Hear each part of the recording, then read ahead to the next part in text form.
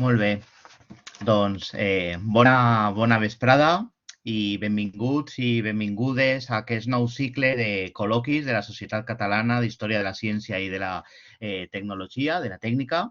Començarem l'acte amb una breu presentació en nom de la Comissió de Col·loquis. Després donaré la paraula a Jaume Sastre, que presentarà el cicle que avui comença, i continuarem amb el primer dels col·loquis. Let me welcome the international audience following this seminar. We will start with a brief presentation of the seminar series of the Catalan Society for the History of Science and Technology. Later, Jaume Sastre will introduce the seminar of today, and then the seminar of today will start. Efectivament, és un plaer donar-vos la benvinguda a aquesta sessió inaugural del nou cicle de col·loquis de la Societat Catalana d'Història de la Ciència i de la Tècnica. Abans de tot, voldria donar les gràcies als companys i les companyes de la comissió que fan possible aquest cicle de seminaris, així com a Eva Gil, la secretària administrativa de la societat, a Júlia Massó, periodista resident de la Societat Catalana d'Història de la Ciència i de la Tècnica, que fa una feina molt rellevant amb la difusió i la preparació de les cròniques. Com sabeu, l'activitat de la societat no s'ha detingut per la pandèmia i tant els col·loquis com altres activitats de la societat han continuat fent-se. Fins i tot amb més energia, com amb projectes com en temps de Covid, el projecte Fem Ciència o el de Sabers en Acció. Vos animem a entrar en la web de la societat per explorar o tornar a veure aquestes activitats vinculades a la història de la ciència.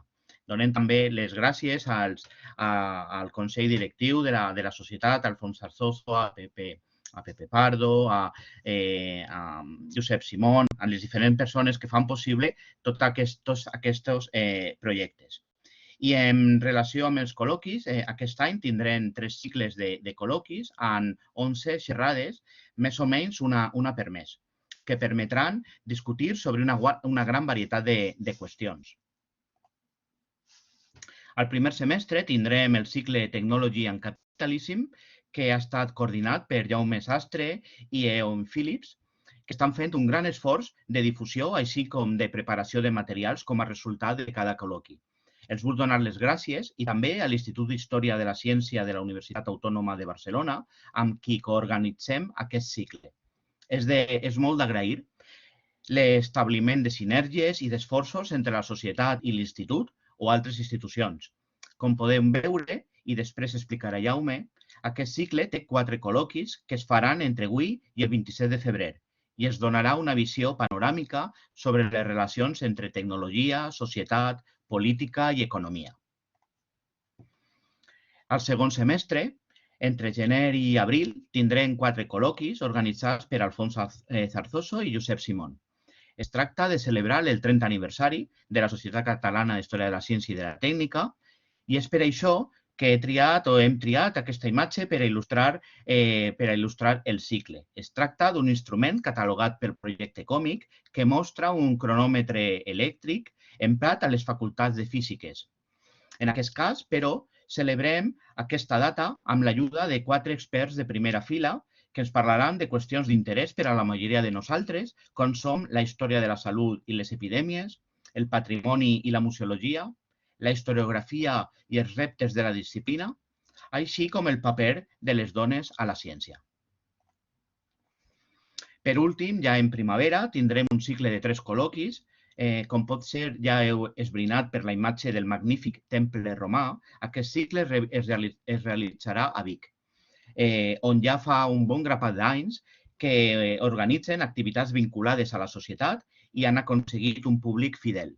Aquest cicle està organitzat per Pasqual Bernat i té com a fil conductor les relacions entre la ciència i la literatura. El primer col·loqui es titula Científics i enginyers a la primitiva literatura catalana d'especulació tecnocientífica. Després tindrem un altre titulat Física, Ficció i Astronomia i molt aviat podrem completar el programa sencer. I bé, torne a donar les gràcies als coordinadors dels 3 cicles i recorde que aquest any tots els col·loquis seran online i vos animem a consultar la web de la societat on podreu trobar tota la informació. Moltes gràcies i serà un plaer escoltar a Jaume Sastre que ens presentarà el cicle que avui comença. Moltes gràcies, Ignacio. Suposo que em podeu sentir bé. Well, I will switch into English now. Hello, everyone. My name is Jaume Sastre Joan, and I will talk very briefly, wearing two different hats. The first hat is that of a member of the new Institute for the History of Science at the Universitat Autònoma de Barcelona. As institutional co-organizer of the series Technology and Capitalism, the Institute welcomes you all. And we, as Ignacio was doing with the web of the Catalan Society for the History of Science and Technology, we also would like to invite you to check our website and calendar of events, starting with tomorrow's lecture by Maria Rendezzi, Science in the Hands of Diplomats. This will take place on site at the Universitat Autònoma de Barcelona at 11 a.m.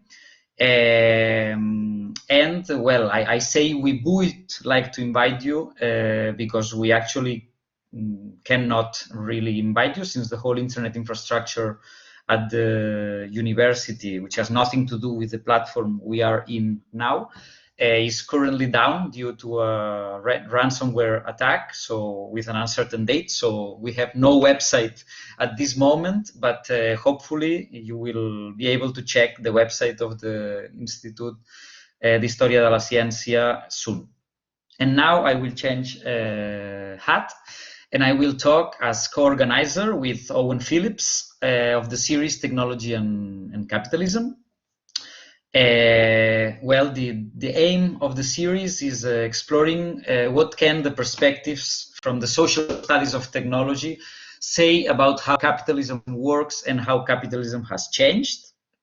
Of course, the topic of the relationships between technology and capitalism is huge, is urgent, and rivers of ink have been spilled from many different perspectives. And well, some of them, these perspectives are surely represented in the audience, where there is hopefully people with different backgrounds, both academic and non-academic.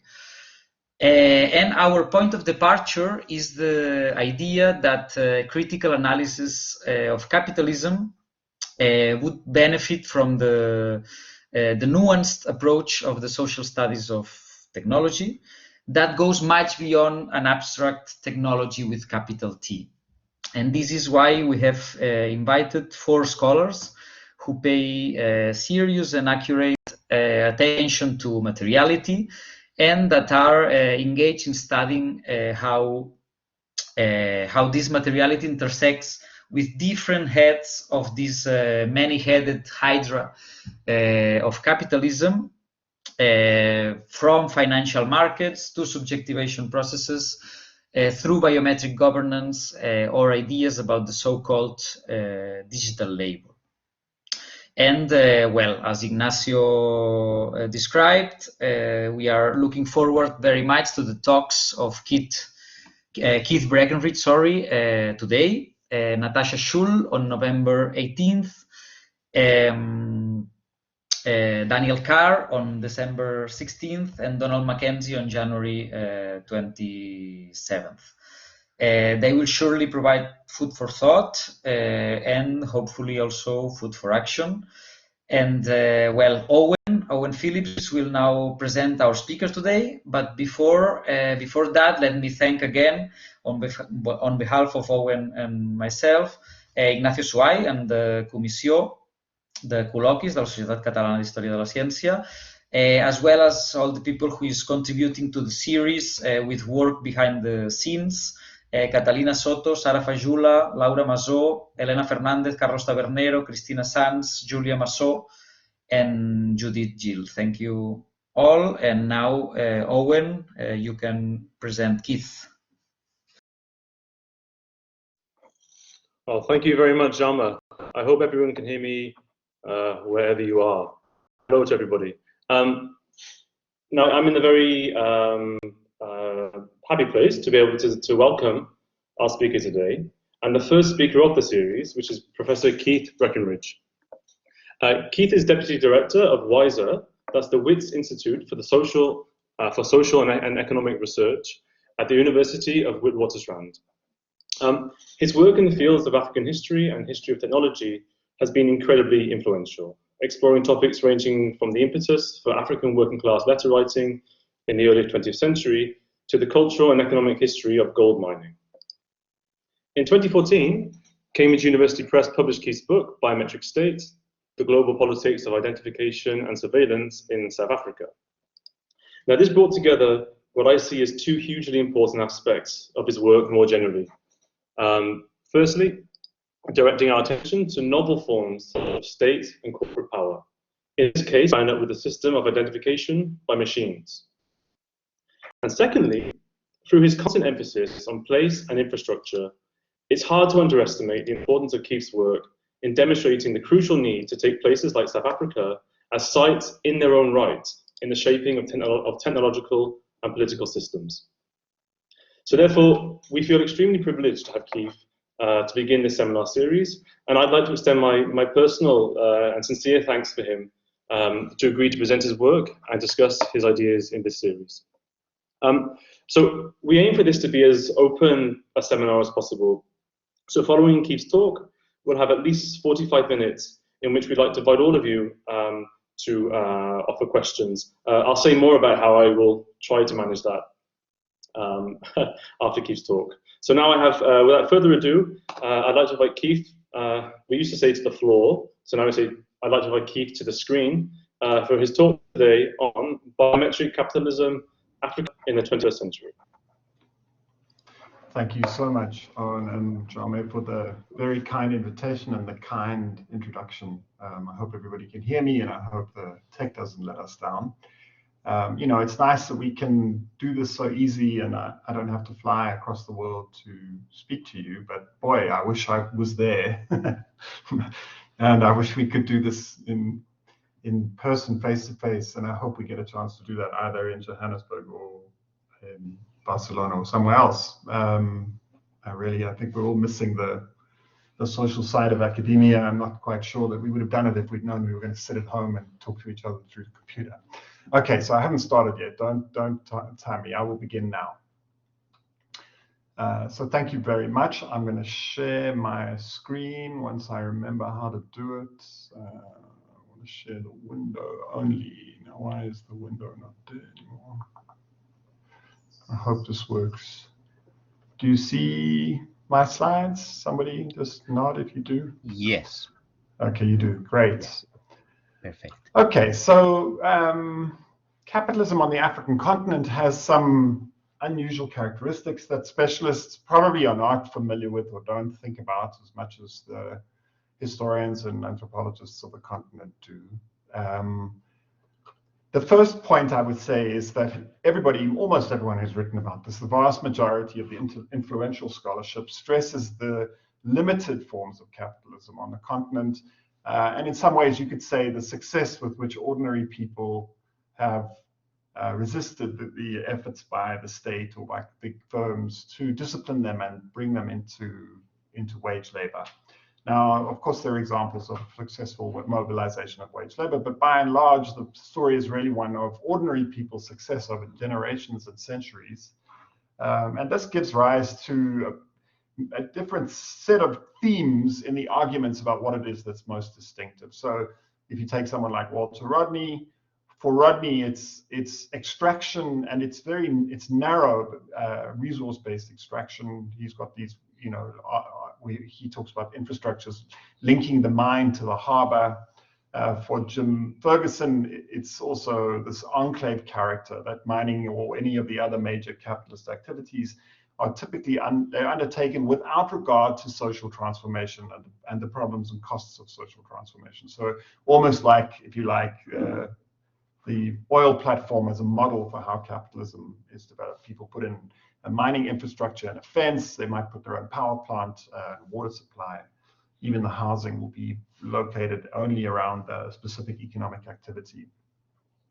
The most influential scholars are probably Jean-François Bayat and Fred Cooper, both of whom stress the fact that accumulation on the continent tends to happen either at the interface between the domestic economy and the global economy, or literally offshore. So people will make money, they'll extract rents, and then they'll put it in a bank in the Cayman Islands or in Switzerland, or in Panama, as was recently the case. Some people have stressed the violence, the capricious and violent character of capitalism, someone like Zeleza. And probably, I think, the most interesting new account is by Celestine Monga, who argues for a particularly nihilistic understanding of economics on the continent. So people basically have little faith, no real confidence in any of the infrastructure, so they invest in the body, in makeup, in beauty, in song, dance, food, in religious experiences. All of these are very different, actually, from the typical accounts of what makes capitalism work. There's a lot we could say, and we can get into a big discussion of how this works. But for the purposes of this presentation, what really matters is that firms on the continent are distinguished. So African firms are distinguished by their inability to raise formal capital. So they can't go to merchant banks or to formal banks and borrow. Instead, they basically are trapped in it without working capital, without trade credits. They are more or less trapped in this distinctive credit-free situation. So one of the problems, I think, is that in Marxism and in the neo-Marxist scholarship around Marxism, there's been a real underestimation of the importance of finance. And this has caused us to really kind of misread the predicaments of the economies that have developed on the continent. So it's clear from especially the neoclassical and the institutional economists, as well as from people like David Graeber or even someone like Adam Tooze's new work, finance really matters, and it's mattered from the very beginning. So, we know now that raising essentially bond market finance was the key to the English transformation right at the end of the 17th century, and finance remained key through the whole period. And the point, I'm just going to close my window so that you don't hear this dog barking so loudly. 1 second.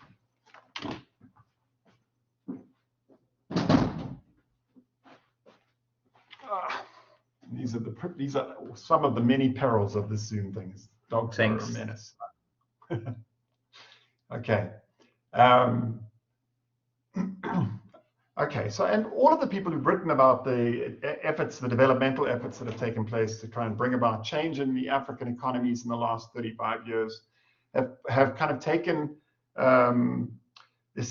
they've disagreed with and been critical of the idea that there would be a single model, one type of capitalism that could address the multiplicity of economics that you find on the continent. And so I'm pushing back against that. I'm disagreeing with some of my closest friends in arguing that, in fact, there is one type, and that type is biometric capitalism. And much of it has to do with the fact that the older forms of capitalism that were dominant on the continent, which were all geared towards resource extraction, all the big investments have been in mining or in oil or in gas, and those things are now constrained in ways that were not true even 5 years ago. So there are huge gas fields, and banks are struggling to figure out how to fund them, mainly because they're getting essentially instructions from BlackRock and other big funders saying that they shouldn't put any money into any additional carbon. So there's another big contextual driver pushing us towards this one model. So what is the one model?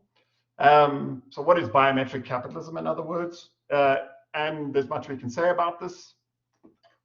It's a form of economics, a national system, if you like, organized around a central single database of biometrically ordered population data, using minutiae, the data that we can extract from our fingerprints, typically sometimes from irises, sometimes from both, capable of individuating one person out of tens of millions or actually out of billions. And this is an important distinction. I'm not talking about the sort of biometrics that you find on a German passport. This is essentially one-to-many matching against the human population, the whole population on the planet. And it's done using extremely slight identifiers. So the identifiers are typically measured in less than kilobytes. We're talking about very small amounts of data that can be distributed with without really placing any meaningful strain on the existing infrastructure. So it's not the same as, you know, moving your photographs or your, you know, people talk about smartphones being constrained on the continent. That's all true, but biometric ID typically is extremely light on the existing systems. Credit scoring is the flip side. It's the profit-making engine of biometric capitalism. So on the one side is ID, but on the other is biographical credit scoring attached to this biometric identifier. So people begin to develop a clear sense of who it is, the banks or the fintech companies or the big mobile phone companies can identify who the likely profitable borrowers are, and of course who the ones are who are not going to be profitable. And they're in a position to basically make very, very profitable lending with really very high interest rates. The interest rates are actually quite astonishing. We can discuss those a little bit later. You shouldn't think of this as a, you know, sort of a single integrated system that works together smoothly. It is incredibly disputed and conflicted. Every single one of the sites in which this is happening are full of life and death struggles between firms, often between banks, sometimes between the firms and the state, sometimes within factions within the state. So the ground of biometric capitalism is in fact the ground of conflict. It's not a resolved issue. It's not, you know, you often hear people derive from the French SDS tradition. They use the word assemblage to as if, you know, the system is going to go out there and organize everybody's lives. Well, that's not how it works. In fact, the assemblage is unbelievably contested, and everybody's basically fighting over what to do. And I'll give you some examples of how that works and who's going to own this. It is part of the, you know, the global move towards what we could call mathematical finance or mathematical capitalism, in which everything is scored, and in which, you know, the Black-Scholes algorithm is basically used as a key measure of how to price things. It is related to that, but it's also in some ways its antithesis. So the turn to biometric lending is in large part a turn to dispersed, uncorrelated risk.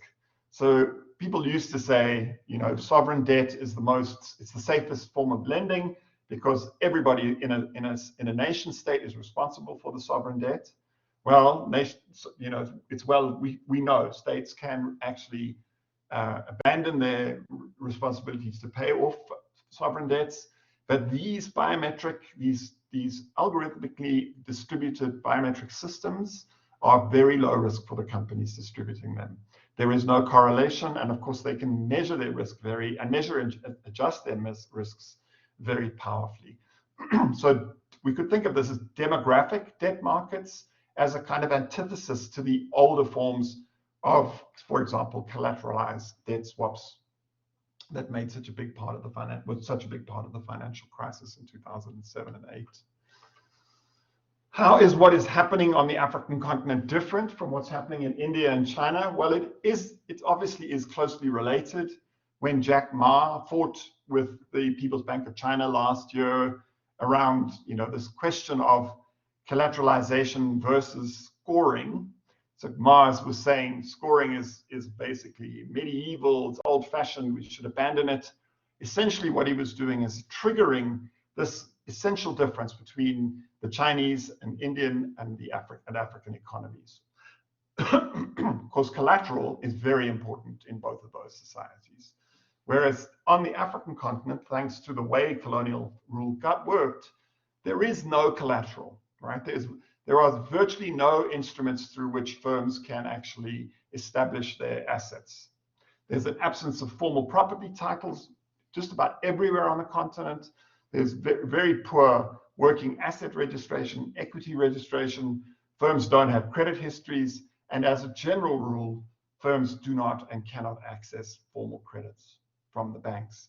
So this means that despite all the horrible things the leftist anthropologists have said about him, that Hernando de Soto was right in highlighting the importance of collateral in the capitalist economies of the West, right? And it's probably even more true now than it was when he was writing, because he was talking about a world in which basically collateral forms were mostly in paper. And we live in a world, as I'm sure we'll see when Douglas Mackenzie does his presentation, we live in a world of essentially high-speed automated rehypothecation of collateral. You don't know where your collateral is in the modern system. You can, your collateral can be traded between hedge funds from banks. It can be traded overnight. It can be traded for 20 minutes. It's kind of exploding through the system, and it forms the basis of the whole multiplication of asset values inside the digital capitalist economy. And Africans don't have access to any of those instruments across their whole economies, and they are thus forced to rely on essentially credit scoring, which also means that they are forced to rely on much heavier interest-bearing debt. So the debts, if you think about what's happened to debt in the last 2 or 3 years, maybe a little bit longer in the West, is banks are being paid to borrow. People are being paid to borrow across the modern capitalist economy in places like Switzerland and Japan. You have very low interest rates approaching zero. For Africans, these interest rates are at least 30% per year, right? So you get a much higher interest rate if you're on an uncollateralized track. And of course, that also means the firms lending to you are much more profitable than the firms that are lending at low interest in these other bond markets. So what's driving this? There are two big theoretical questions that distinguish what's going on, the political economy, if you like, on the African continent from the rest of the world, actually. And of course, there are elements of what's going on the African continent in all societies, but what's important is that these problems are systematic on the African continent. Where they don't apply, they're exceptions to the general rule. So unlike the conventional Weberian or Foucauldian explanations of how power and knowledge work together, states on the African continent have managed to live, to persist, to survive, to thrive with radically constrained knowledge about their populations. Most births, most deaths are not recorded. Census data is incomplete, non-existent, or contested in all countries. The registration of all aspects of people's lives and of their property is profoundly limited, fragmented, and tentative. Bureaucratic systems of identification and registration, the basic work of paper that bureaucracies do, is extremely weak. Many bureaucracies don't have paper at all. They don't have the printing materials. They don't have computers. They don't have the printers. There's a real constraint of what we would call the old-fashioned 1,000-year-long pattern of how bureaucracies work. And along with that, and of course related to it, is a set of legal prohibitions on the management of formal credit that date from the 1920s. This is probably best described in Karuna Mantena's work, but also in Mamdani's book on Defining the Native from about 5 years ago. And both show that the forms of indirect rule that developed on the continent, taking a lot of their worry, their concern about lending and credit and debt in India, they brought essentially a set of prohibitions to the continent that were couched in the language of protection. The idea was to protect Africans and African villages from the penetration of, if you like, the destructive transformations of credit, of capitalist credit. But in reality, it was also an effort to protect the main sources of resource extraction that the colonial economies had relied on, which was typically forced labor in the control of chiefs. So they were concerned that the injection of credit into these rural economies would disrupt the flow of labor into the colonial economy. And they were particularly worried about the authority of chiefs being disturbed by, if you like, progressive or successful credit providing entrepreneurs in the countryside. So there's a prohibition everywhere, and in most countries, the prohibition effectively pushes Black people, Africans, out of the formal lending economy. So in places like Kenya or Uganda or Congo, there are often entrepreneurs who have access to the formal banking system, but they are distinguished by the fact that they don't belong to the racial category of the native, right? So natives are pushed out of the formal debt economy, and that persists into the present. At least it has until these biometric allocation systems have begun to get working. The other big driver of the turn to biometric capitalism is, of course, the projected, or the current and projected demography of the continent. Most of you will know this, I'm sure. The continent, most of the economies on the continent have seen something like a 5-fold, some of them have seen a 10-fold increase in population in the last 50 to 60 years. And there is terrifying prediction that this will continue in the next 2 or 3 generations. And there's some elements that are good to this. There's long, in the economic history, there's a long, well-established consensus that demography, the destruction of demographic growth under slavery and with the effects of colonial invasions and conquest, what really was extremely damaging for African prosperity in general. So there is some hope to this. There's some elements that are positive about it, but it's also clearly, you can see it. The big investors in New York and London and perhaps in other places looking to the continent and thinking, how are we going to exploit this rising human population, especially in the context of really quite rapid declines in demography just about everywhere else, including places like Brazil and China. All right, there's a parallel set of governance issues. I won't get into them. Everything basically is being organized biometrically in these economies. Teachers' pensions, pensions for old people, for the very poor. All elections now are typically organized biometrically. And credit is a kind of essentially an attachment to that. It's feeding on the flow of biometric information and the devices that are distributed very widely now across the continent. These are modular devices that can be plugged into any basic PC. They don't require expensive kit. They often don't require networking at all. They can do all the local registration and uploading remotely. In the background is the really important and what really astonishing and unpredicted, surprising success of Nandan Nilekani's project of Aadhaar, or the UID in India, which successfully captured biometrics from 1.2 billion Indians, and in the same process has literally distributed biometric devices across the planet. So we now have systems, smart cards, we have networks that are distributed on the cell systems that can be distributed locally. We have lots of new ways of extracting fingerprint minutiae in a standardized way that can be shared across databases. There are a whole lot of new open source, very simple relational databases, SQL databases. You can download them off the internet. And this biometric soup acts as a kind of, as an actor network in the Latourian sense. But it's not, it's very unlike a Parisian knowledge project. It's generating conflict wherever it goes. It could be seen much less as networks for the production of knowledge or networks for the production of science, as networks for the production of mistrust and conflict.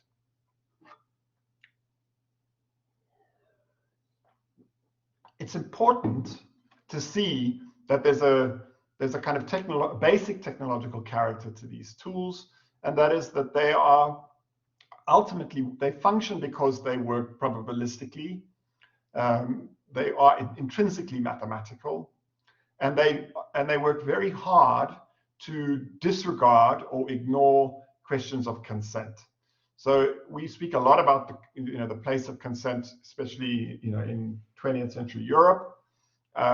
These tools make very little effort to consider or evaluate or extract consent. They're all about really working on a system of traces that don't ask people who they are, where they are, whether they're agreeing to a contract, whether they're agreeing to participate in a surveillance project. all of these things are happening in essentially the opposite sense than is the typical model that we derive from the GDPR in Europe, or even from the commercial models that have developed in the United States. Now, I have argued, quite hard, and Owen is being kind to me in saying that I think he thinks I've succeeded. I'm arguing very hard that this is a distinctively South African contribution. Even Adha, if you read my work, you'll see I'm trying to capture the Indian obsession with fingerprinting, the late 20th century Indian with fingerprint obsession with inking. I'm trying to embed that in a South African history that is about essentially the South African state's conflict with Mahatma Gandhi when he was here for a long time, most of his adult life, that shapes the particular way in which that story developed in India. So in South Africa, this is again an extremely contested project. The firms involved in this, the biggest and most important was a firm called Net1, which was extremely successful, but so successful that it antagonized just about everybody in South Africa, and is essentially now bankrupt after its control of the whole welfare state was basically taken away from it, expropriated. And Net1 was also involved in pushing these projects across the continent. So in some ways, they have their effort to be the kind of cutting edge, if you like, of the South African effort to introduce biometric governance. That project has failed. But in their place, another very successful firm has already basically usurped Net1's position. And that firm is a bank, a very profitable bank called Capitec. And I won't get into the details of it, but you can just accept, if you like, you can ask questions about it later. Capitec is a pure biometric enterprise. So the whole way in which the bank functions is it is organized biometrically. And it is extremely profitable because it extends credit to people who have no collateral and who are competing with people who do. And so they typically have to pay much higher interest rates. And Capitec has basically in a position to extract these 30% per annum interest charges from the people who borrow from them. And they have in the region, I don't know the exact number today, but when I last looked at it, they had in excess of 10 million short-term credit borrowers. So Net1, which is the company that essentially is now defunct, was really very important, deeply innovative in pushing biometric cash transfers, biometrically authenticated cash transfers, and a very cunning system of biometrically encrypted offline smart card transactions. So you could use Net1's system without a working wireless network, without good cell signal, without any kind of networking, because the cards kept records of, a little bit like Bitcoin, they kept records of each other's transactions. So your card would carry the record of the previous transaction, and you would deposit it on the system, and it would all end up basically coalescing in the center. It was very cunning and clever, but it also encouraged them to be extremely hubristic and to imagine that they had the state essentially by the testicles, right? So they said things in public. This is not long ago. This is during 2017. The state cannot deliver the social grants. The welfare state cannot make payments. It'll have to buy pigeons and use the pigeons to send them to people. And that hubris basically forced them into a kind of life and death struggle with the civil society, with the public sphere in South Africa that essentially involved the state ultimately withdrawing their contract. I actually regret that very much, not least because Net1 was actually very good at delivering grants to the poorest people in the country.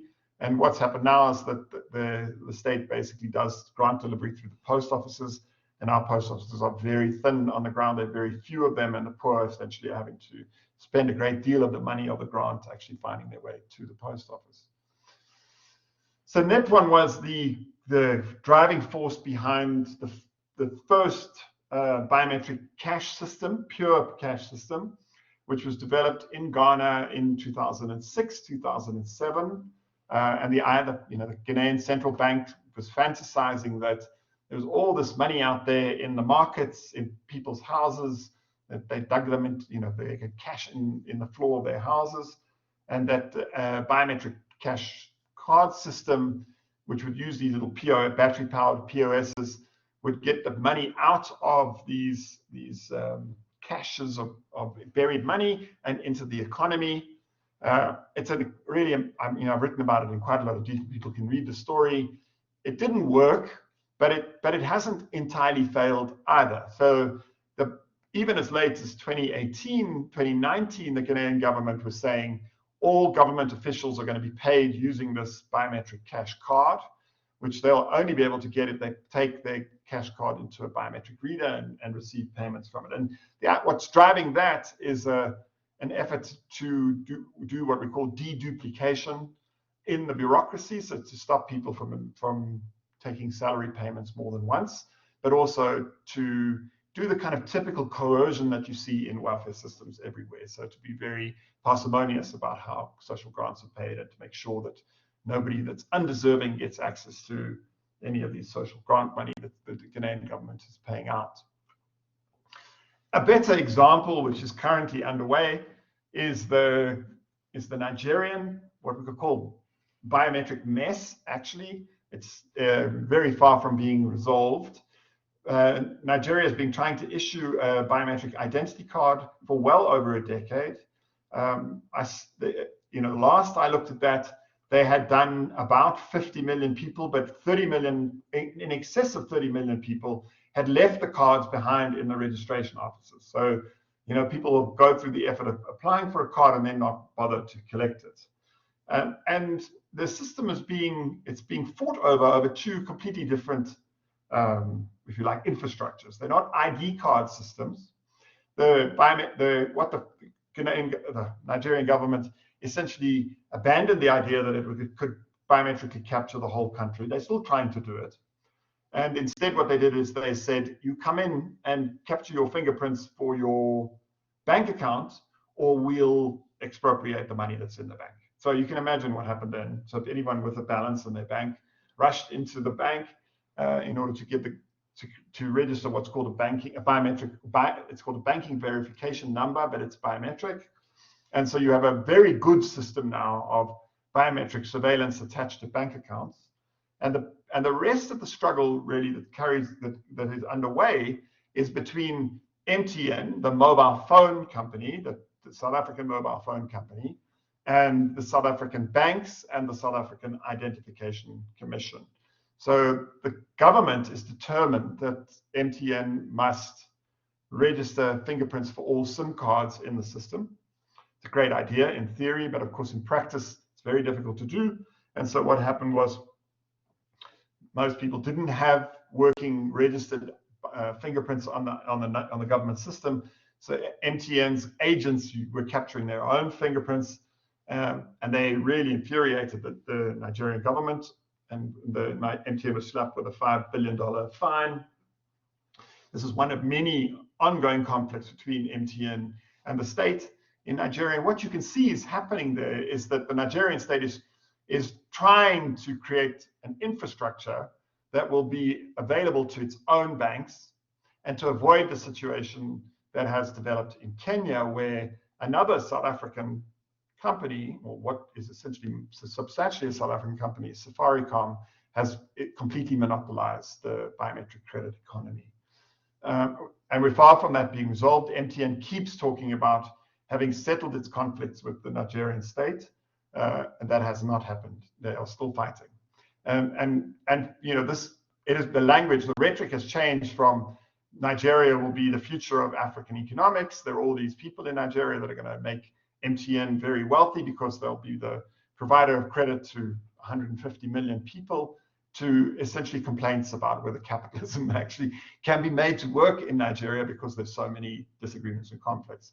And much of this plans out around the tax responsibilities that the Nigerian state tries to impose on MTN and other companies, not only MTN, but MTN is is certainly the wealthiest and the most profitable. So what's happening in Kenya, people may know something about Safaricom. I'll say a little more about it. But in Kenya 2014 and 2015, the state tried to develop essentially a biometric remedy to the asset creation problem that I was describing at the beginning of the talk. So they said, what we'll do is we'll build a big database, and that database will voluntarily capture assets from people, and we'll use biometrics. We'll capture them with their fingerprints, and then attach you could be able to register your cows, your vehicles, the tools from your farm, any shares that you have in a cooperative enterprise, and land. All of these would then, instead of the land being registered using theodolites and the very difficult thing of land surveying, which is very fraught and very violent across the continent, instead what we'll do is attach land claims to individuals who are captured in what was called the National Digital Registration System. And it's, in some ways you can see what they were trying to do. They were trying to create a digital version, a mirror of the paper collateral system that exists in most other capitalist economies. And they pushed it for about a year. It had collapsed by the middle of 2015. And the reason it collapsed is that during the period in which they were trying to develop it, Safaricom essentially came to a quite extraordinary agreement with the Kenyan state and with the Kenyan presidency. So what distinguishes Safaricom from, for example, MTN in Nigeria is that Safaricom is half owned by the Kenyan state. So they take 50%, 45% of the dividends that Safaricom pays. And of course, they also get the tax that Safaricom earns.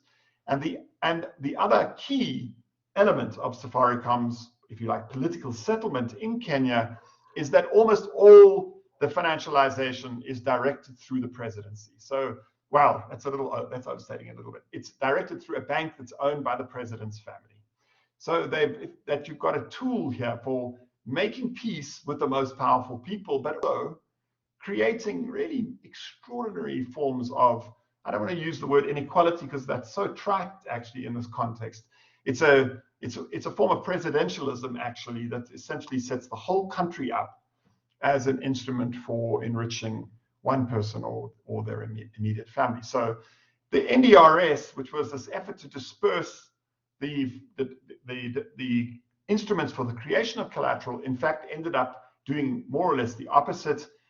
The NDRS system collapsed, and Safaricom in this time developed a really complete monopoly over credit behavior. They were the only ones with the information. They didn't share that information with the state or with any of the other competing banks.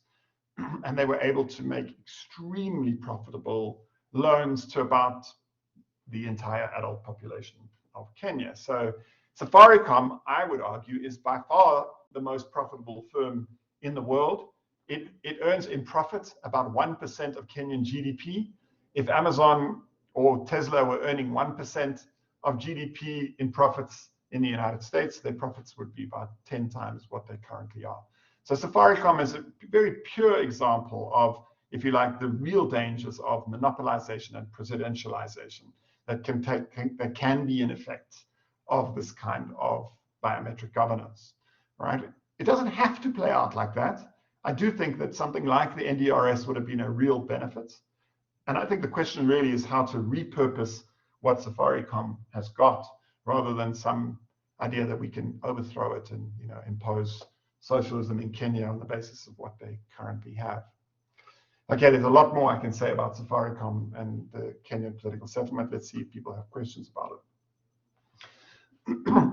Okay, but it's important to bear in mind that what we have here is something that doesn't really look at all like what's happening in India. So the Indian project is about creating a platform that's shared between all businesses and all banks. And the Indian state is actually quite effective at beating the predator firms, the big companies that come in and want to kind of monopolize how this credit information is being developed. Exactly the same thing, I would argue, is happening in China. The People's Bank of China basically sees the danger of monopoly credit surveillance, where one firm, whether that's Alibaba or Tencent, owns 50% or more of the data, the behavioral data that is available in the economy. They're in a position to exclude all other firms and to extract rents from all other transactions. So in both India and in China, what we're seeing is the state has actually managed to deploy these biometric infrastructures in a way that potentially creates a shared, also frightening, but a shared and potentially it could be a much cheaper way for ordinary poor people to access credit. I fear that it's not going to be, but it might be, right? So instead, what we have on the African continent is something that looks a lot more like the old economy, this 5-century-old economy, where small the elites that are based in the cities on the coast have been in a position to extract wealth from the vast majority of people. Most of those, slavery was the core of how that was undertaken, for centuries. And in many ways, this looks a lot like that now, in the sense that the benefits are very narrowly distributed. Right. So one of the things that I think is worth saying a word about, I'll be very quick on this, is that there's a tradition. I think it's from the Anglophone, it's the British and American tradition of viewing biometric registration essentially as being fraught with failure, so that essentially it's always going to exclude people because they can't be registered, or because the systems break down. And what I'd like people to be more attentive to is how careful the people are who are building these systems to the need to manage failure, right? So they build, the whole project really is about, the whole project of biometric registration is all about dealing with error. It's all about what you do when you don't actually have complete information. And they have managed to do this very successfully in a way that distinguishes this project from almost all the previous kind of big, large-scale government interventions that have taken place on the continent in the 20th century.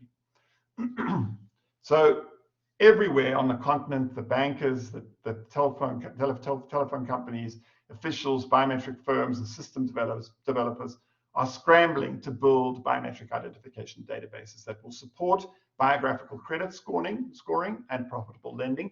Or they're doing the sort of thing that is typical in the European Union, where they're trying to build a biometric fence. So to deny people who have quite often been migrating across the border, literally for longer than colonialism, from before the 1880s, those people are increasingly encountering biometric systems that lock them out of the resources that are available, for example, in schooling or healthcare. Right. So what do we make of all of this? Well, the most important thing, I think, is that there is actually some of what's going on that's good. It doesn't make sense, especially if you live on this continent, to look at these really successful and energetic projects as being terrifying examples of, catastrophe. That's really not what they are actually at all. Biometric surveillance and credit provision is a much better way of organizing the economy than the old forms of resource extraction and gatekeeping and extroversion that have been the norm here. So most forms of accumulation have been intrinsically about essentially extracting rents at the point at which international capital enters the economy and moving those rents as quickly as possible to Switzerland or some other nice rich country in the north. So what we're seeing here is a turn to exploiting the domestic population, which in some ways is a much better, truly in some ways a huge improvement.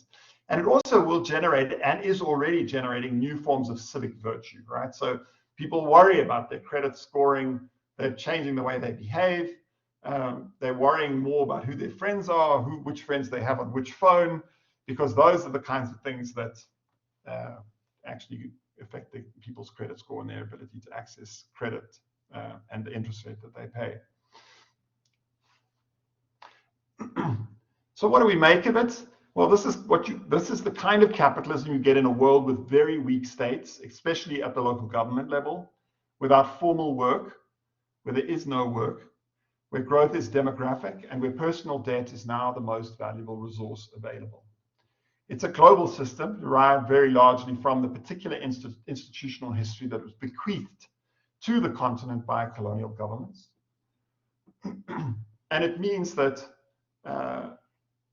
essentially these firms are developing a new kind of biometric capitalism that they're going to try and bring to the West.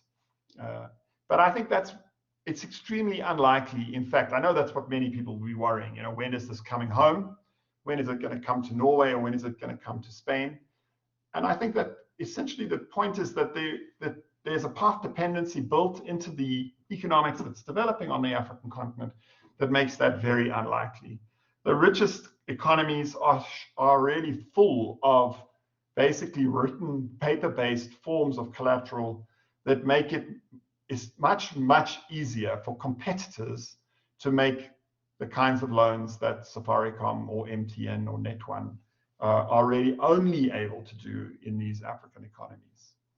And it's also the case that the citizens in the colonizing countries, the northern countries, are accustomed to a model of privacy and rights that makes it extremely unlikely that this will happen. And they are each quite different. So, there's a model in France of what the state should or shouldn't know. In fact, the state knows a great deal, but it's premised on the control of local governments. In Britain, the British model is almost like the Monty Python model. It's the idea is that the bureaucracy is intrinsically incompetent. It can't manage information, so you shouldn't allow it to do it. That's the real fear, that the bureaucracy will, as often does happen, leave the DVD with all your private information on the bus, and it'll be made available to the local pornographers. The United States has a profound fear of the state, and there have been many advocates trying to develop these kinds of biometric credit surveillance systems in the US as early as the 1990s, and they've had really no luck at all, and I don't think there's any chance that they will. So, what will happen? Well, I think we're going to face an interesting dilemma, an interesting dichotomy, where half the world confronts essentially increasingly powerful biometric surveillance systems, and another half of the world who are very keen to keep those people out, but they can only really use these biometric tools to do that if they subject their own populations to the same technologies. And I think it's going to carry on with more or less the same kind of fraud politics that has been driving it for the last 20 years. And I'll stop there.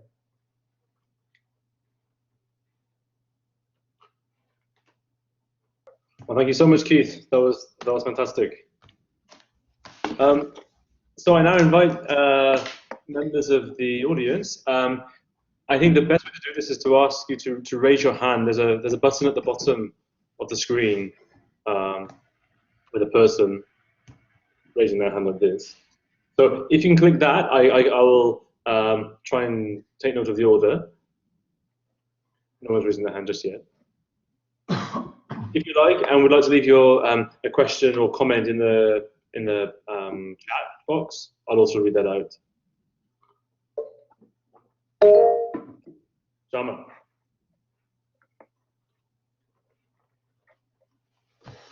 Yes, thank you, Keith, for the talk. I wanted to ask about resistances to this biometric capitalism. In your older book about the biometric state and South Africa as a biometric state, in which you make a long history of biometrics in South Africa and India and so on, resistances are very important. Even Gandhi appears there as a major actor as an actor in the resistances. What resistances are there today? People that don't think this is a good idea, or that disrupt their way of organizing or something? Well, there's the Nigerian example, when if people are told they must go and comply, they might do it because it's part of getting a voter ID or something, and then they won't bother to go back, and they've left the ID cards in the government offices. Basically, that's a pretty clear example. the key issue really is they cooperate when there are resources attached to these devices. So if you can get schooling, or if you can get healthcare, but if you get a grant, if there's money on a card or loans on the phone, then people basically comply, and they worry about so there's indifference, and that's a big thing actually, that people basically just don't bother complying with what the state wants them to do. And there is some gaming. There is evidence of people, figuring out or trying to work out what it is that the credit allocation algorithm relies on, and then there are a few examples of that. But by and large, I would say the systems work. They're very cost effective. They don't require a lot of payment to really encourage people to sign up and participate. There is also a lot of evidence that states are obsessed with this. Uganda, for example, obsessed with people getting ID, and they often justify it by making a payment to the very poorest families. The extreme poverty alleviation is often a justifier for these projects. But it's also the case that the bureaucracy can often not manage the demand that's coming from the top. So you often get people are told, you must register, and they go in queue, they sign, they join a queue to go and get the documents, and then that just is unachievable. That's often the case here in South Africa. We require biometrics for everything, and it often makes things much more difficult. So I'm not sure I would call that resistance. People get very unhappy about it, but they're not really in a position to say, I refuse. Because if you do, then your child is asked for the identifier when they arrive at school, and if they don't have the identifier, they can increasingly be excluded from having access to school. Now, all welfare states function on that kind of basis. They all have some kind of rationing principle. There's some ID card / ID number. They're just using it in less coercive ways than is the case on the African continent. There are. Jamie, there was another point on this I wanted to make, but I've lost it now. So when I remember it, I'll add it to my answers to somebody else's question.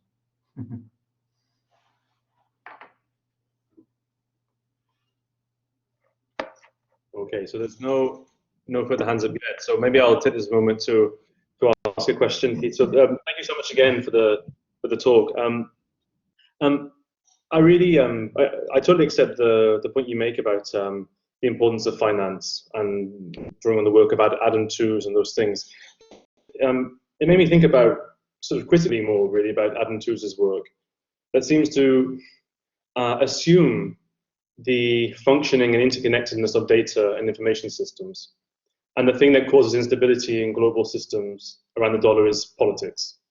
And I was wondering how that works in the case of biometric capitalism, because as far as I understand it, there's this incredible fragility in the market, or companies vying to gain state contracts. And I was wondering if this is a situation in which the information flows are incredibly weak, but actually raises the role of the state in terms of contract giving and those things. Is that correct? Or yeah, I think your point about Adam being, he's kind of bewitched by the central bankers. He really thinks of them as being and that goes back to this sort of long, what everyone calls it. I think of it, he wouldn't say it's Keynesian, but it's a kind of Keynesian idea that the managed economy is the future of civilization, and we should make sure that's how it should all be done. Which you can see in his Weimar stuff as well. I think it's really the key. Whereas, what's interesting about Africans have always been the source of the antithesis, which is gold. They were the source for the gold that brought Europeans there was from Ghana. 80% of the world's gold was coming from South Africa right at the end of the Bretton Woods period. The South Africans said, we're not going to provide it anymore when they started fiddling with the way that the gold market worked. So there is definitely a sense in which the global capitalism works with these two models, and the way Africans fit into it is really as the opposite of that kind of managed central bank. We can always find a clever device that's going to allow us to deal with the liquidity problems. And there are some people who've written about this, and in fact, it's in Friedman, and it's in Keynes, and it's in Hayek, that what they didn't like about gold was that it was attached to the suffering of all these Africans, that they really wanted to think about money as being this kind of clean stuff that you could literally kind of turn on and off, by moving the collateral from one bank account into another. So I would say, I'm trying to think about how, I don't think that this is at all like the world Adam is describing. And it really is because there's just there's no confidence, there's no kind of settlement about anything. This is an extremely fraught world in which the conflict is ongoing. But I wonder also, the way Adam, I love Crashed.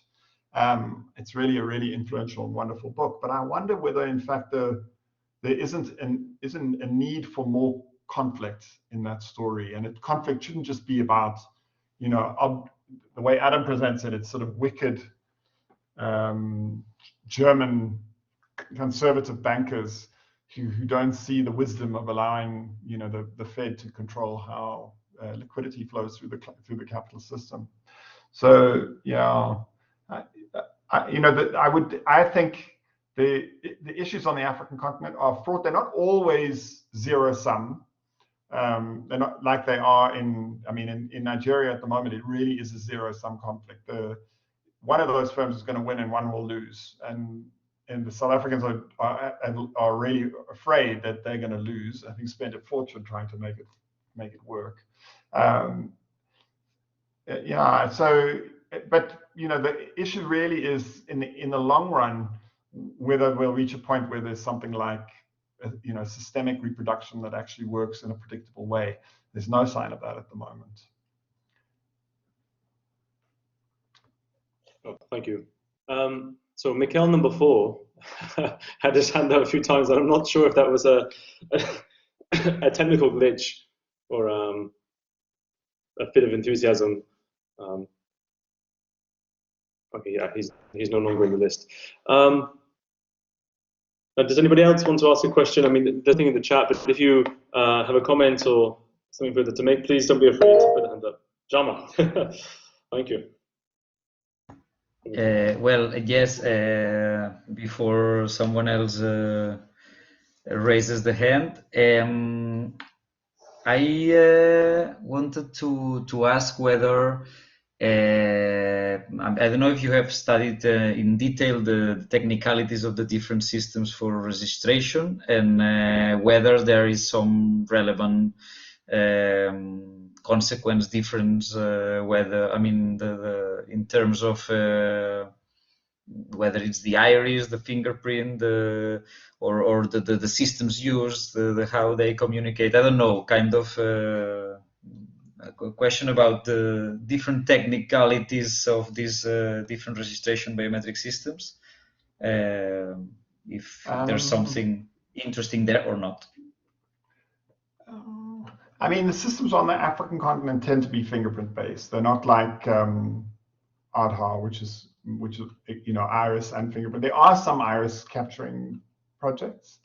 Mostly people are, their fingerprints are being taken. It's almost all, it has been until relatively recently, all dominated by one big French parastatal called Safran Morpho, which does most of the tech. There are a couple of other big firms, but and a lot of it is about the positioning of Safran. It's got another name now. It's called IDEMIA. It's been sold to, I think, another firm in Europe. But yeah, I'm not sure you can say very much about the tech on the continent. It's typically proprietary, as in it's owned by the firm that's providing the infrastructure, and that means in the long run the state's going to have to come back and buy it or figure out a way to replace everybody again. Whereas Aadhaar is built in an open, state-owned way right from the beginning. They've been very careful about how they avoiding what we call lock-in. But the people who work on Aadhaar really focus on all the intermediaries that you need in order for Aadhaar to work. So unlike the African continent, there's a whole layer of touts or government officials or agents who work to make sure that for example, people can get the subsidy money that's being distributed using their fingerprints. That's often the case. So you don't have any device in Aadhaar. You just have your fingerprints. The person servicing you has a device, but all you can do is provide your fingerprints, and that means that when there's failure, you need to invoke all the humans around that registration point in order to try and fix it. And the failure in the Indian case is quite often, the network is down. They've got their system is a live, real-time confirmation of ID. So which you can imagine, you use it anywhere. Right? Live, real-time captures. It's just a disaster. It's very difficult to get it to work in a reliable way. Whereas for Africans, what typically happens is that the system will do biometric capture once and then say, okay, fine, that's enough. So Safaricom doesn't keep coming back to ask you for your fingerprints. It assumes that you've done it. If they've captured your fingerprints when they capture your SIM card, they don't even capture your fingerprints. They capture your ID card, which you need to have captured fingerprints in order to get. And so there's a very low. I mean, SDS people will be very disappointed actually with how little tech there is actually in many of these systems. The Net1 system is quite complicated, but most of them are there. It's about just literally doing a ping. You ping the database. The database says, yes, this person has ID number. That means their fingerprints exist in somebody's database, somebody's repository, and that's a sufficient way then of tracking the ID. If you speak to the people who develop the algorithms, they don't really care about the biometric side. That's the state. The state is worried about the biometric side because they want to be sure that you're paying tax or that you're not a terrorist or you're not, running a pornographic ring or something. Their worry is about building essentially the normal systems of policing around the ID card. The people who build the credit allocation, they're quite happy to work with the ID with the individual that is the card in the SIM card on the phone, and they're happy to allocate credit like that. So the card becomes a kind of device, a valuable device, rather than the biometric ID itself. But if companies start saying this aloud, the state will. You can see it. They freak out very quickly. What do you mean you don't know who it is that you're giving money to, and you don't know who's transferring money on this network.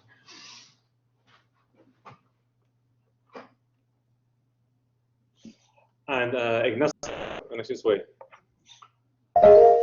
Yeah, thank you very much, Kate, for your talk.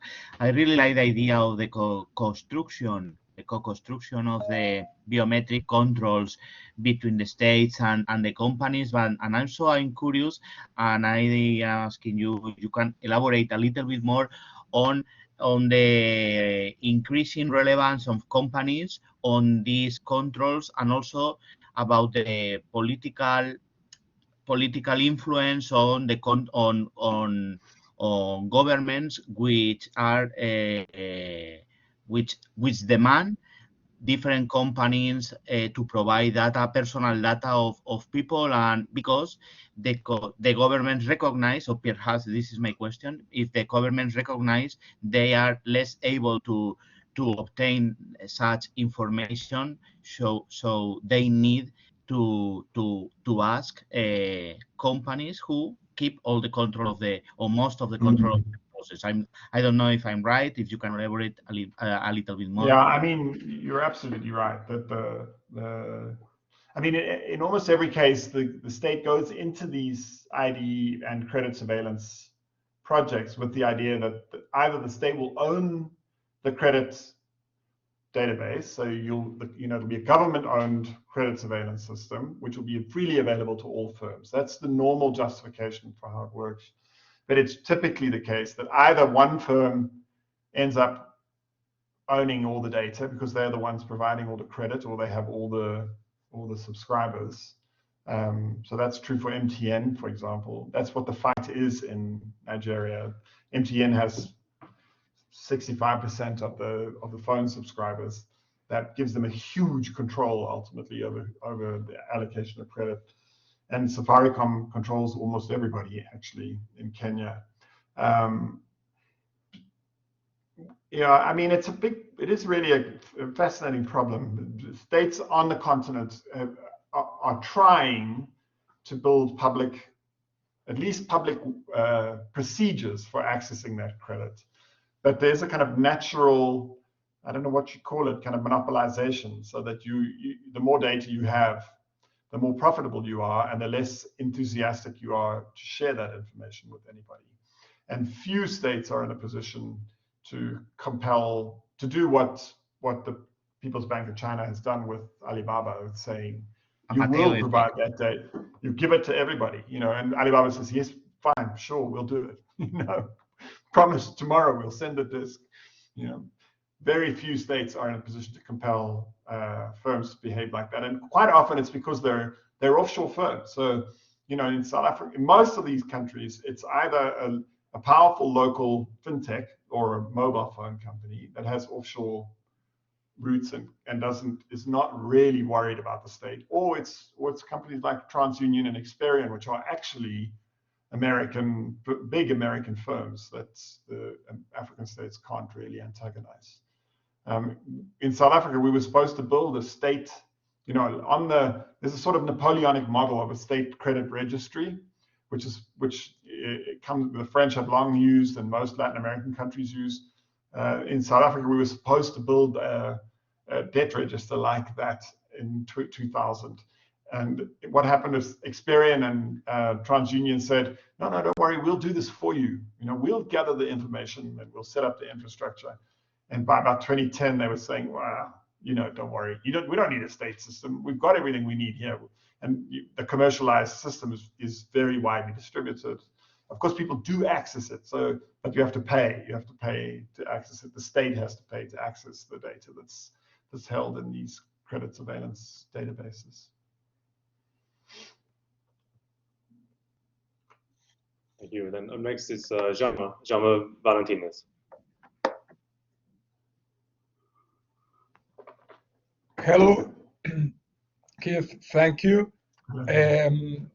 I was trying to make a kind of understandable question, and it's you have worked so much on South Africa and biometrics, but also in Argentina, and now in refugee camps.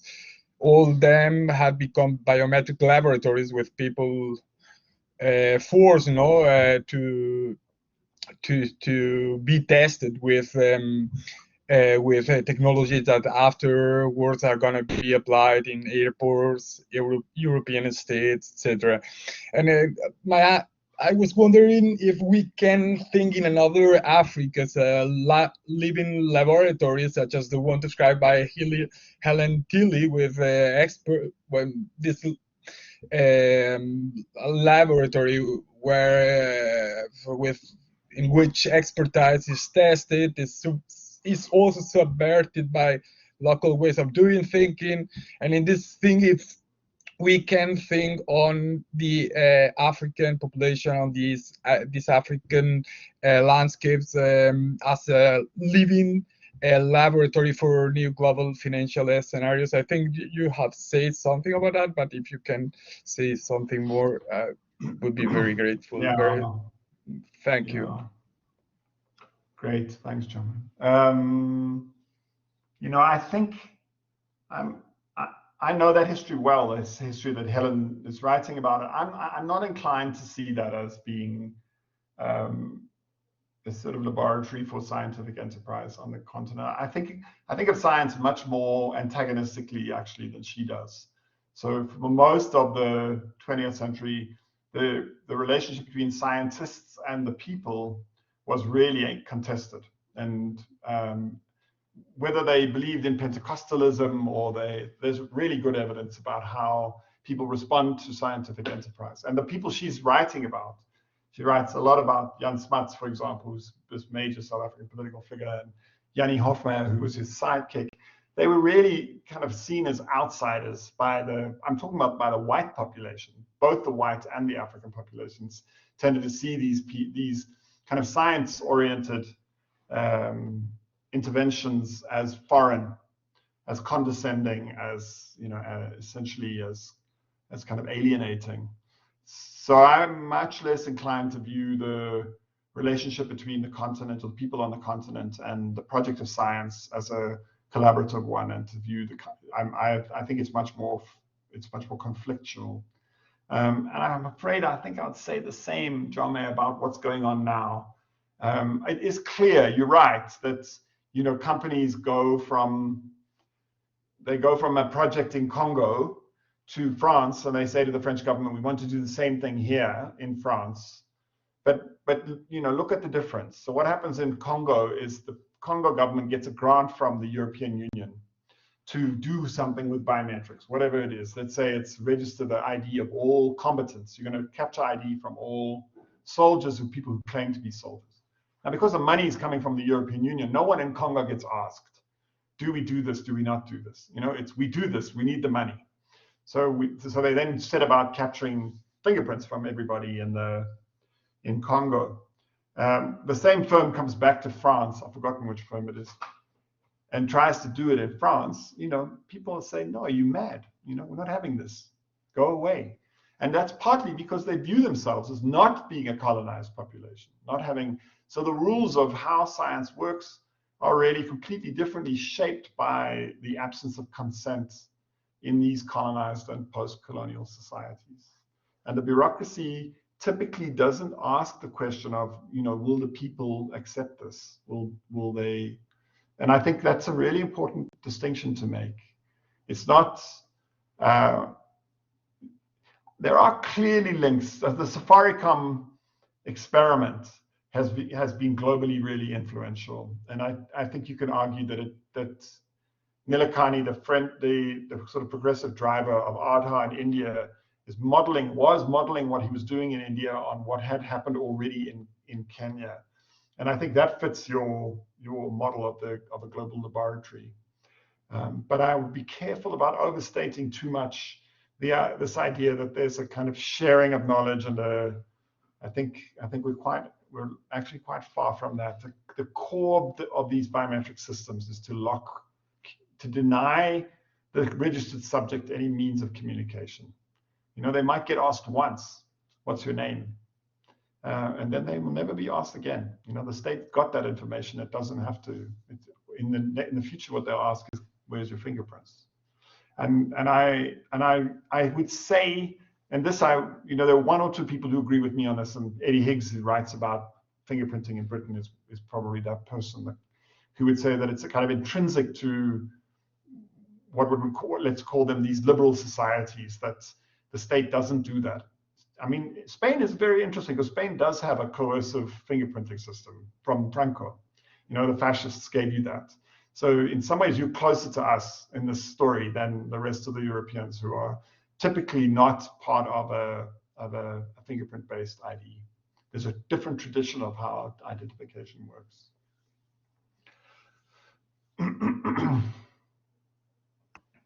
Thanks.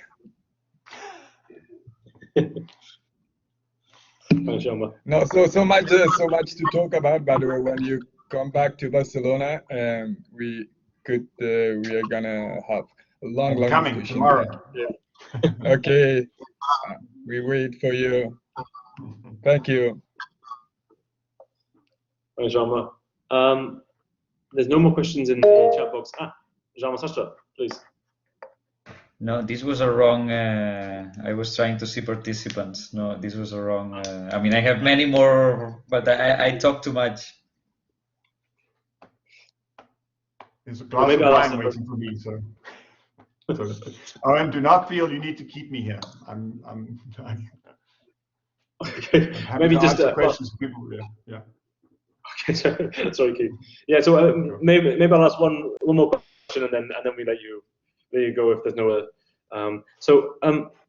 No, because I was thinking about about the relationship between what you've convincingly called biometric capitalism and forms of raising capital in the more formal means. And I was wondering if you could say, I mean, because the picture you presented at the moment is quite hegemonic, that it's a biometric capitalism that is the hedge. And I was wondering the extent to which certain places in the African continent are receiving investment through the more formal channels, and particularly, I mean, I'm thinking particularly in terms of the Chinese state bank and those things.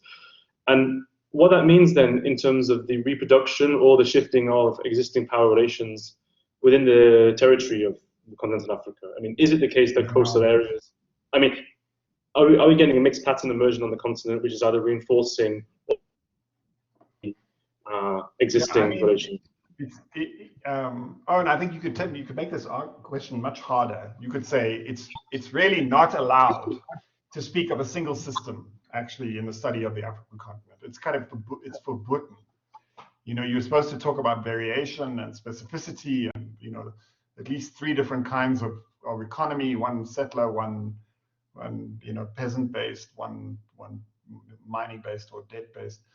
So I mean, you know, what I'm trying to do is just make it. I've noticed this, and I'm trying to say, look, isn't it interesting that this is happening in these countries that are very different? You know, Nigeria and South Africa, like Ghana and South Africa, are really different places.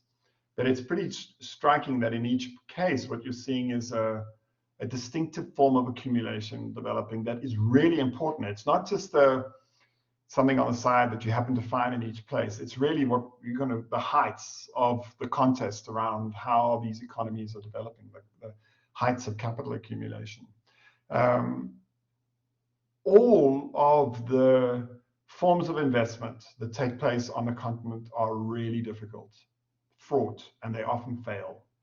So it doesn't matter what you choose, if it's the Chinese bringing in road building or agricultural investment, it's really tough to make these projects work. And so what's really interesting about this tech is how successful it has been in basically getting around all of the older problems around the state guarantees around infrastructure. You know, it looks extremely well suited to what are otherwise general problems across the continent that make investments very difficult. So I would say there are many examples of South African firms investing far more, in fact, than the Chinese in Nigeria, in Tanzania, in Ghana, in beer, checkers. I don't know how much you know, but I mean, the South African firms have poured money into these economies, hoping for a kind of demographic dividend that's going to come. And in most cases, they've retreated, they've withdrawn and come back to South Africa because currency cycles or rents or taxes have made businesses really difficult. But this stuff, this sort of, the idea that you can basically lend to large numbers of people, it is spreading in a very kind of structured way. So there's a standard model for how they do it, and then how they finance, often with a bond that's issued locally in the local currency, and those bondholders then become people who basically invested in this thing working. It's quite startlingly similar in each place. Even the Francophone economies have got often the same firms doing similar things. Now, I promise you, every specialist is going to say, nah, this is never going to work in Mali, it's never going to work in Gabon, it's never going to work in Angola. But what's I think interesting is that you will find bits of it in each of those places. And I'm going to make the argument hard that it's pushing towards a new model, a new mode actually of how capitalism works, different from how Marx and everybody else has thought about how capitalism works, where in fact exploitation is all about personal indebtedness and not about labor. That we can come back and have that argument another time. Yeah.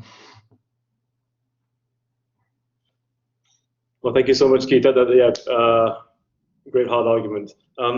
So there's no other hands up and no questions in the box. So I will extend my thanks for such a brilliant talk and brilliant responses. It's, I mean, so much to think about, and you know, not just in terms of depth and content, but also to take to questioning, as I say, you know, inspired a useful way to think about Adam Tooze, you know, who's become hegemonic in many ways, you know, and it's, yeah.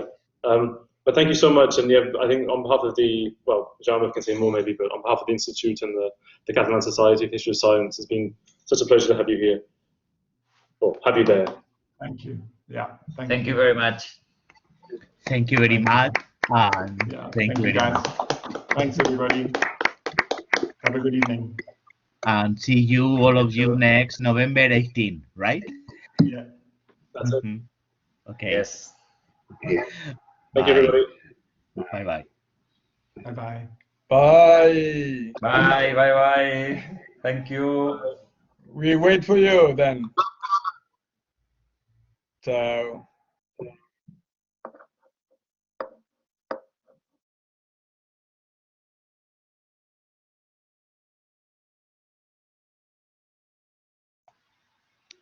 Molt bé, Jaume, no? Ha anat bé? Sí, ara hauríem de deixar de gravar, potser. Sí. Vale, anem a veure com es fa això.